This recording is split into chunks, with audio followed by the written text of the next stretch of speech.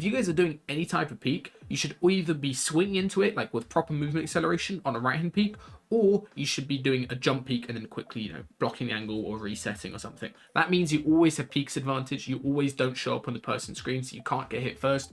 It's so important you guys master those basic things. Just like jump peeks and then quickly resetting. Jump peeks, placing a build are so important to not take loads of damage every single fight.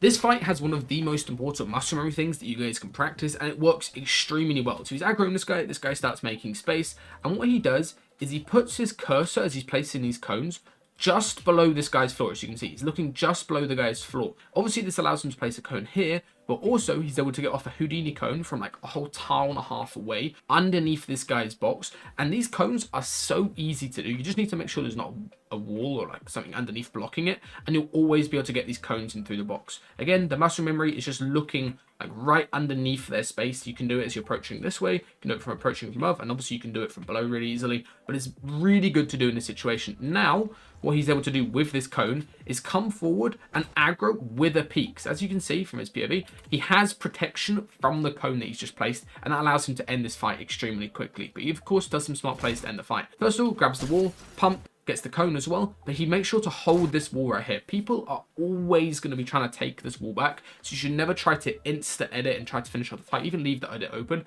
It's always better to hold than actually try to hold the wall. Regardless of your ping, even if you're high ping, I still think you should do this, because people are obviously going to try to grab the wall and they're going to be panicking. And then he does a nice top row edit, and this top row edit is so good to do because, as you can see, his cursor right here is in a perfect spot to just very easily flick back and hit that shot. A lot of edits, your cursor, especially like a top right hand edit or something like that, your cursor gets left in a really awkward spot where you've got to flick back and the guy can easily hide behind something. With this row edit, this guy's got nowhere to hide. Even if he runs up close to the wall, you can always hit a shot very easily onto him, and he gets the siphon straight after. Don't be afraid of trading a shot to finish the fight, as long as you're doing a good edit that guarantees you hit that shot.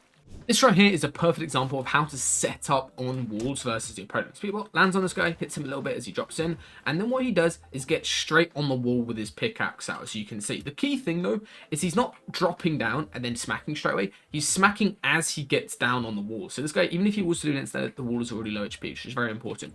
Then what he does, cone, so he's not actually be able to get boxed in. He's always got an escape route, as well as a bit of defensive piece for himself, with these cones he can edit. And then what he does, pre-fire, insta edit the cone. It's so important that you guys get ready to counter insta editors with a pre-fire. And then also if that pre-fire, missed by timing of a second or two, you have this cone edited that you can protect yourself with. Then what does Peterbot do?